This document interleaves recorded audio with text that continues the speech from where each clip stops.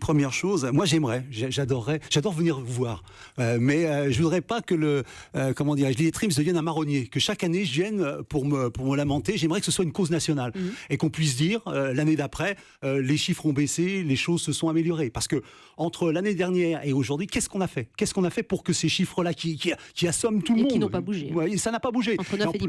En plus avec des variables. Enfin moi j'avoue, j'ai regardé ces chiffres. D'ailleurs j'étais très très étonné de la répartition géographique. Moi je m'attendais à ce que mon département, je suis de la Seine-Saint-Denis, je suis un peu chauvin, je regarde, soit carrément en queue de peloton. Alors qu'on voit que ce sont des départements comme la Picardie et l'Aisne, et surtout, on voit quelque chose dont on parle pas beaucoup, c'est que les territoires et départements d'outre-mer, moi je suis d'origine martiniquaise, et j'anime des émissions sur France O, je suis un peu concerné. Et je vois qu'ils explosent eux aussi les chiffres. Autre chose qui m'a surpris, je fais juste une petite synthèse de ce que j'ai lu, tout ça, c'est qu'il y avait une différence qui malheureusement ou heureusement n'étonnera personne entre les garçons et les filles. C'est-à-dire qu'il y a une proportion plus importante de garçons touchés par l'illettrisme que de filles. On peut se poser la question de pourquoi, et nous on le constate. Moi je suis un écrivain, pour un écrivain le lecteur est une lectrice. Bon, donc il se passe bien des choses.